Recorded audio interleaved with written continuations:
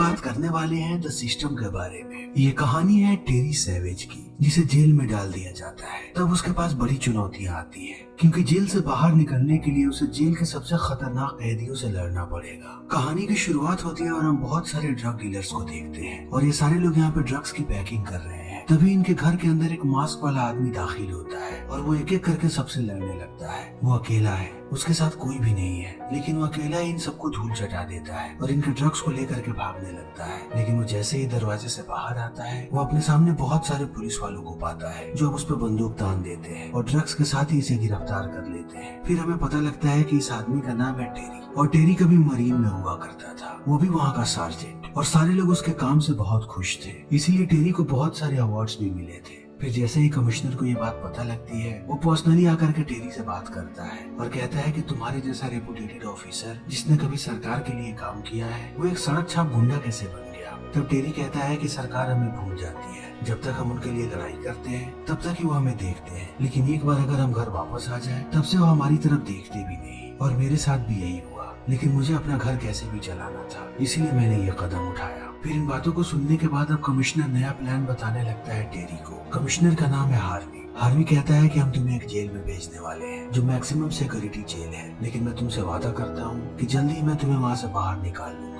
हमें उस जेल के खिलाफ बहुत सारे सबूत मिले हैं कि उस जेल में इलीगल फाइट होता है और उसके साथ साथ ड्रग्स का धंधा भी होता है, और ये सब कुछ करवाता है वहाँ का वार्डन। लेकिन वार्डन अब माफिया वाले लोगों से मिल गया है, इसीलिए हम डायरेक्ट उस पर कोई भी कदम नहीं उठा सकते, और हमने जब भी कोशिश की है उसे पकड़ने की, तब तक हमारा काम नाकाम हुआ है। इसीलिए मैं चाहता हूँ कि अब तुम उस जेल के अंदर जाओ और अंदर की सारी खबरें ला करके मुझे दो, और उसके साथ साथ सबूत भी। और अगर एक बार हमें सारे सबूत मिल गए तब वार्डन मुझसे नहीं बचेगा, और उसी वक्त मैं तुम्हें भी बाहर निकाल लूंगा, और तुमने पहले भी जितने क्राइम्स किए हैं हम उन सबको क्लीन कर देंगे और तुम्हें कोई भी दिक्कत नहीं आएगी। उसके साथ साथ मुझे ये बात भी पता है कि तुम्हारी बेटी कितनी ज्यादा बीमार है और उसी के इलाज के लिए तुम ये सारा काम कर रहे थे। इसीलिए मैं तुमसे वादा कर रहा हूँ कि एक बार अगर तुमने इस मिशन को पूरा कर दिया तब सरकार खुद तुम्हारी बेटी का इलाज करवाएगी और एक ही झटके में तुम्हारी सारी परेशानियां दूर हो जाएंगी।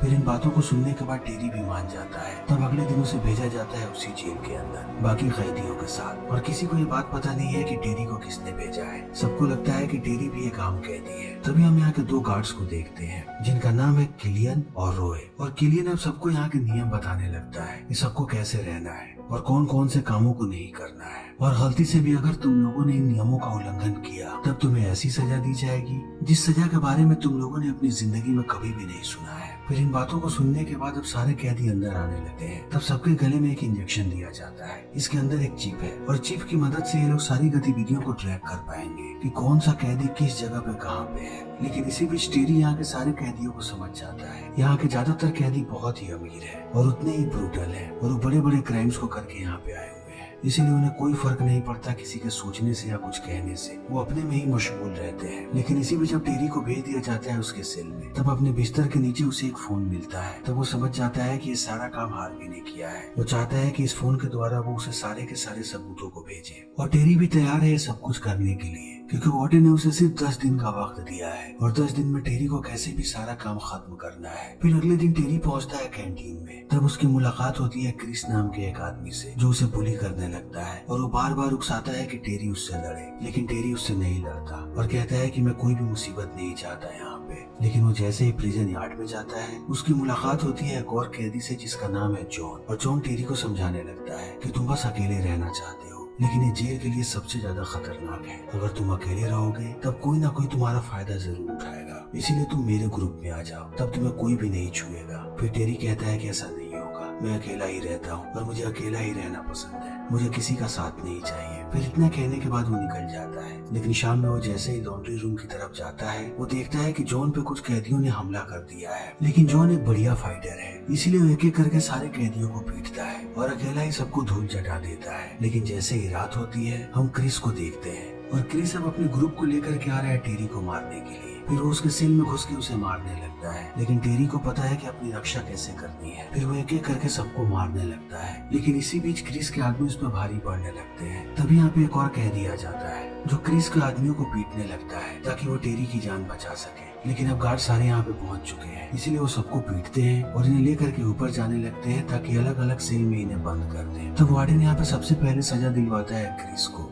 फिर वो टेरी को बुलाता है अपने दफ्तर में तब टेरी माफी मांगने लगता है वार्डन से और कहता है कि पहले क्रिस ने मुझ पे हमला किया था, मैं यहाँ पे लड़ाई नहीं करना चाहता। तब हमें पता लगता है कि वार्डन का नाम है लूकस और लूकस इस बात में जरा सी भी रुचि नहीं रखता। लूकस को सिर्फ टेरी के बैकग्राउंड में रुचि है, क्योंकि लूकस को पता लग गया है कि टेरी एक एक्स मरीन है, यानी कि वो एक बढ़िया फाइटर होगा। फिर लूकस उन्हें समझाने लगता है और डेंजन्स के बारे में बताता है। डेंजन्स उसी टूर्नामेंट का नाम है जो इस जेल में फाइट होता है। फिर वो कहता है कि मैं चाहता हूँ कि तुम डेंजन्स में लड़ाई करो और अगर तुम अच्छा परफॉर्म करोगे तब मैं तुम्हें बहुत ही जल्द यहाँ से बाहर निकलवा दूंगा, तब बाहर जाकर के तुम अपनी बेटी से मिल पाओगे। फिर इन बातों को सुनने के बाद अब टेरी समझ जाता है कि इन्हें सबकी खबर है, ये हर एक कैदी का बैकग्राउंड जानते हैं, इसीलिए इन्हें पता है कि टेरी का परिवार कहाँ पे है। फिर टेरी भी मान जाता है। तब लूकस उसे एक यूनिफॉर्म देता है जो उसे फाइट के दौरान पहनना है और एक नया सेल में शिफ्ट भी कर देता है जहाँ पर एक नया सेलमेट मिलेगा उसे। तब मारिया नाम की एक लड़की लेकर के जाने लगती है टेरी को। फिर टेरी पहुंचता है अपने नए सेल में। तभी वो उसी आदमी को देखता है जिस आदमी ने थोड़े समय पहले उसकी मदद की थी क्रिस के गुंडों से लड़ने में। तब वो उसका नाम पूछता है। फिर वो आदमी बताता है कि उसका नाम है बोन्स। फिर इन दोनों के बीच बातें होने लगती हैं और टेरी उससे पूछता है कि तुमने इतना अच्छा लड़ना कहाँ से सीखा। तब बोन्स कहता है कि मेरे पिता एक मार्शल आर्टिस्ट थे और उनसे ही मैंने ये सारी चीजें सीखी है और जेल में अपने आप को बचा कर रखने के लिए ये चीजें बहुत ही जरूरी है। फिर वो बातों ही बातों में कहता है कि डेंजन से दूर रहना, उसमें फाइट करना बहुत ही मुश्किल काम है। तब टेरी उसे कहता है कि मेरे पास दूसरा कोई भी ऑप्शन नहीं है, मुझे लड़ना ही पड़ेगा। फिर बोन्स कहता है तो ठीक है, मैं तुम्हारी मदद करूंगा। तभी टेरी जाता है बाथरूम में और बाथरूम में जाने के बाद वो ये सारी बातें बताता है हार्वी को कि यहाँ पर जो फाइट होता है उसे ये लोग डंजन कहते हैं। फिर अगली सुबह बोन्स लेकर के जाता है टेरी को जिम रूम में जहाँ पर सारे कैदी प्रैक्टिस करते हैं, ज्यादातर वो लोग जो डंजन्स में लड़ाई करने वाले हैं। फिर वो एक एक करके सबके बारे में बताने लगता है कि कौन सा ग्रुप कितना खतरनाक है और टेरी को किनसे संभाल के रहना है। तब वो बताता है कि यहाँ का सबसे खतरनाक फाइटर है जॉन और जॉन डिफेंडिंग चैंपियन भी है, इसलिए तुम्हें खास तालीम की जरूरत पड़ेगी अगर तुम्हें जॉन को हराना है तो। और हर एक फ्राइडे को यहाँ पे फाइट होती है। फिर समय ऐसे ही बीतने लगता है और फ्राइडे का दिन आ जाता है। ये वही दिन है जब टेरी को अपनी पहली फाइट लड़नी है। फिर सब टेरी को लेकर के बाहर जाने लगते हैं और टेरी के पास यहाँ पे बोन्स भी है। फिर वो जैसे ही रिंग में पहुंचता है वो यहाँ पे वार्डन को देखता है जो अपनी कुर्सी पे बैठा है, यानी लूकस। तभी इस मैच का ब्रॉडकास्ट शुरू हो जाता है। पूरे जेल में इस मैच को ब्रॉडकास्ट किया जाता है और उसके साथ साथ इंटरनेट पर भी, वो भी पेड सर्विसेज के द्वारा। तभी जॉन की फाइट शुरू हो जाती है। वो एक साथ 3-4 फाइटर से लड़ता है और वो सबको हराता भी है और इस बात को प्रूव करता है कि वो यहाँ का चैंपियन क्यों है। तब अगली बारी आती है टेरी की। अगली फाइट टेरी की होने वाली है और टेरी के अपोजिट में है एक मैक्सिकन माफिया जिसका नाम है एल पिप्रो। फिर जैसे इनकी फाइट की शुरुआत होती है एल पिप्रो टूट के पड़ता है टेरी पे। तब टेरी अपने आप को नहीं संभाल पाता क्योंकि वो तैयार ही हो रहा था, लेकिन अब एल पिप्रो उसे पीटना शुरू कर देता है और पहले राउंड में उसकी बहुत ही धुलाई करता है, लेकिन दूसरे राउंड तक अब टेरी तैयार हो चुका है। वो जानता है कि अब एल पिप्रो को कैसे मारना है। फिर टेरी अपना कमाल दिखाना शुरू करता है और जल्दी ही वो अपने अपोजिशन को ध्वस्त कर देता है और नॉकआउट से इस मैच को जीत जाता है। तब इस चीज को देखने के बाद सारे के सारे कैदी बहुत खुश होते हैं क्योंकि उन लोगों ने बहुत दिनों के बाद एक नए फाइटर को देखा है जो एक बढ़िया फाइटर है। और लूकस भी इस चीज को देख करके खुश है क्योंकि उसे पता है कि अब बहुत सारे पैसे लगने वाले हैं टेरी पे। तभी हम जॉन को देखते हैं जो आता है लूकस के ऑफिस में और उसे कहता है कि मैं सारे मैचेस जीत रहा हूँ और तुमने मुझसे वादा किया था कि तुम मुझे रिहा कर दोगे, लेकिन तुम मुझे रिहा क्यों नहीं करवा रहे। तब लूकस कहता है कि तुम्हें एक और मैच जीतना है और जैसे ही तुम उस मैच को जीतोगे मैं तुम्हें यहाँ से रिहा करवा दूंगा। तब इस बात को सुनने के बाद जॉन लूकस से कहता है कि ये आखिरी बार है जब मैं तुम्हारी बात सुन रहा हूँ और अगर इस मैच के बाद तुमने मुझे रिहा नहीं करवाया तब तुम्हें अंदाजा नहीं है कि मैं जेल में क्या करूंगा। मेरा ग्रुप बहुत ही बड़ा है। तभी दूसरी तरफ हम टेरी को देखते हैं जिससे मिलने एक वकील आती है जिसका नाम है जेनेट।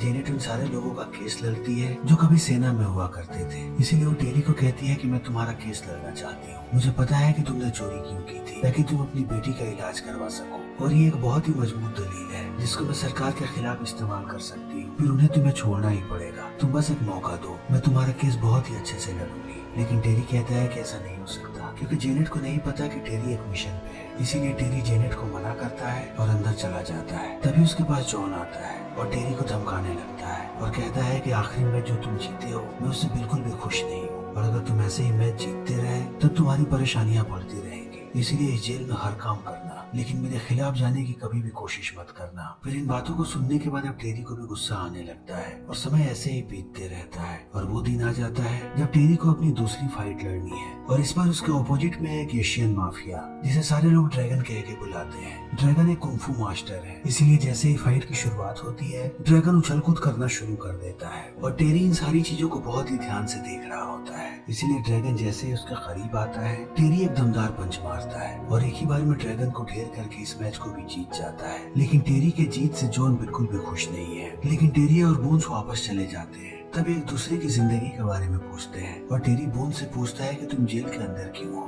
तब बोन्स बताता है कि एक आदमी ने मेरी बहन का रेप करने की कोशिश की थी और उसे बहुत ही बुरी तरीके से पीटा था, तब मैंने उसे जान से मार दिया। तब टेरी उसे कहता है कि मैं जानता था तुम बुरे इंसान नहीं हो और तुम्हारी जगह अगर मैं होता तब मैं भी वही काम करता। तब बोन्स टेरी को कहता है कि तुम एक अच्छे पिता हो और अपनी बेटी को बचाने के लिए तुम यहाँ पे आए हो, इसीलिए मुझे पता है कि तुम यहाँ से बाहर जरूर निकलोगे। लेकिन जैसे ही टेरी यहाँ से बाहर जाता है जॉन के लोग उस पर हमला कर देते हैं और उसे पीटने लगते हैं। तब टेरी एक एक करके सबको पीटने लगता है। इसी बीच यहाँ पे मारिया आ जाती है और वो जॉन के लोगों को रोकने की कोशिश करती है। तब जॉन का एक आदमी चाकू मार देता है मारिया को, लेकिन ऐन वक्त पे टेरी उसे बचा लेता है और मारिया की जान बच जाती है। तब टेरी पहुंचता है लूकस के पास। लूकस को भी सारी बात पता लग चुकी है, इसीलिए टेरी लूकस को कहता है कि मैं आज की आज फाइट करना चाहता हूँ, वो भी जॉन के साथ। तब ये सारा का सारा मामला खत्म होगा, वरना चीजें ऐसी ही चलती रहेंगी। तब लूकस कहता है कि मैं ऐसा नहीं कर सकता, तुम यहाँ पर एक बार भी चैंपियन नहीं बने, जबकि जॉन 2 बार का चैंपियन है, इसीलिए फाइट नहीं हो सकती। लेकिन टेरी जिद करने लगता है कि उसे कैसे भी जॉन से लड़ना है। तभी हम जॉन को देखते हैं। फिर हमें पता लगता है कि जॉन को पता ही नहीं था कि उसके आदमी क्या करने वाले हैं, इसीलिए वो अपने आदमियों पे गुस्सा होता है। लेकिन अब यहाँ पे लूकस आ जाता है और वो जॉन और उसके आदमियों को लेकर के जाता है नीचे बेसमेंट में और जॉन को कहता है कि तुमने सारी हदों को पार कर दिया, तुमने मेरे एक आदमी को चोट पहुंचाई है, वो लड़की अभी भी घायल है और इसकी सजा तुम्हें मिलेगी। फिर इतना कहते ही वो उसके 2 साथियों को मार देता है और कहता है कि ये सिर्फ वार्निंग है और अगर आगे से तुमने कोई भी और गलती की तब तुम्हारे आदमी ऐसे ही मरते रहेंगे। और उसके साथ साथ मैं तुम्हें एक और बात बताना चाहता हूँ, कल तुम्हारी फाइट है, वो भी टेरी के साथ। फिर इतना कहने के बाद वो चला जाता है और जॉन समझ नहीं पाता कि उसके साथ क्या हो रहा है। लेकिन दूसरी तरफ टेरी अब बहुत ही अच्छे से प्रैक्टिस कर रहा है, वो कैसे भी जॉन को हराना चाहता है। फिर जैसे ही रात होती है इन दोनों की फाइट की शुरुआत हो जाती है। फिर टेरी टूट कर पड़ता है जॉन पे। जॉन बार बार टेरी को काउंटर करने की कोशिश करता है, लेकिन टेरी बहुत ही ज्यादा जोश में है, इसीलिए ऐसे ही जॉन को पीटते रहता है और एक के बाद एक राउंड ऐसे ही निकलते जाते हैं। फिर अंत में टेरी जॉन को हरा देता है और यहाँ का नया चैंपियन बन जाता है। तब इस चीज को देखने के बाद सारे जेल वाले बहुत खुश होते हैं और सब लोग टेरी से डरने लगे हैं। तभी लूकस आता है टेरी के पास और उसे बताता है कि तुमने बहुत ही बेहतरीन फाइट की है, तुम्हारे फाइट से हमने बहुत पैसे बनाए हैं, वो वीडियो बहुत ही महंगी बिकी है, इसीलिए मैं चाहता हूँ कि अब से तुम सारे कैदियों को लीड करो और उसके साथ साथ हमारा यहाँ पे ड्रग्स का भी बिजनेस है, तुम उसमें भी हाथ बटाओ। तब इन चीजों को देखते ही टेरी समझ जाता है कि सारी बातें सच थी और टेरी को अब सारे सबूत मिल चुके हैं, इसीलिए वो ड्रग्स के सैंपल्स को चुरा लेता है। तब लूकस उसे लेकर के जाता है कमरे में और जॉन के 2 साथी के लाशों को दिखाता है और कहता है कि ये सबूत है कि मैं तुम्हारा ख्याल रखना चाहता हूँ, इस जेल में तुम्हें कोई भी नहीं छू पाएगा। लेकिन अब टेरी इन बातों को नहीं सुनना चाहता, इसलिए लूकस को कहता है कि हमारी क्या डील हुई थी कि तुम मुझे यहाँ से बाहर निकलवाओगे, मैं सिर्फ यहाँ से बाहर जाना चाहता हूँ और अपनी बेटी को देखना चाहता हूँ। तब लूकस कहता है कि लगता है तुम ऐसे नहीं मानोगे। फिर उसे लेकर के जाता है अपने दफ्तर में। तब टेरी को नजर आता है यहाँ पे हार और उसे पूरी सच्चाई पता लगने लगती है कि हार्वी और लूकस इन दोनों ने मिलकर प्लानिंग की थी कि वो कैसे भी टेरी को जेल में लेकर के आएंगे, क्योंकि वो मरीन का सबसे बेहतरीन फाइटर था। हार्वी ने मिशन की सिर्फ कहानियां बनाई थी,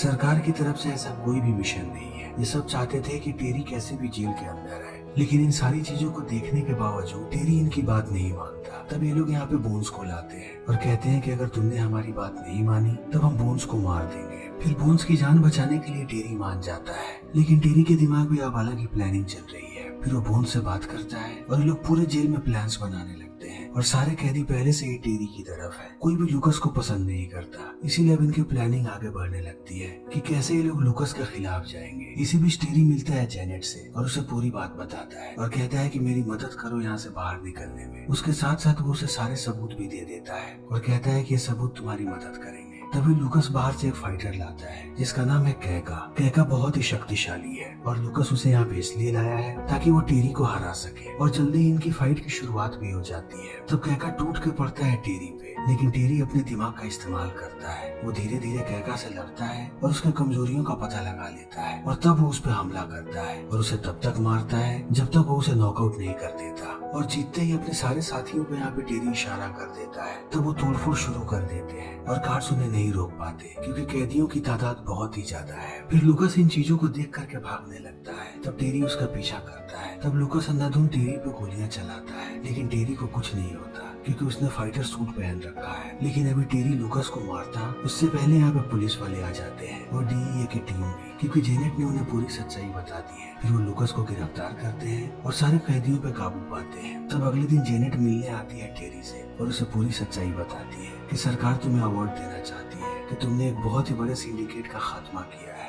इसीलिए तुम्हें जल्दी ही रिहा कर दिया जाएगा और सरकार ही तुम्हारी बेटी के इलाज का खर्चा उठाएगी। फिर टेरी यहाँ से बाहर निकलने लगता है और इस चीज को देखने के बाद बाकी कैदी बहुत खुश होते हैं। और दूसरी तरफ हम देखते हैं लूकास को जो जेल में फूट फूट कर रो रहा होता है। तभी टेरी जाकर के अपने परिवार से मिलता है और इसी के साथ ये फिल्म यहीं पे खत्म हो जाती है। तो दोस्तों, हमारी आज की ये वीडियो यहीं पे खत्म होती है। अगर आपको हमारी ये वीडियो पसंद आई हो तो इसे लाइक करें, शेयर करें और चैनल को सब्सक्राइब करें। Thank you.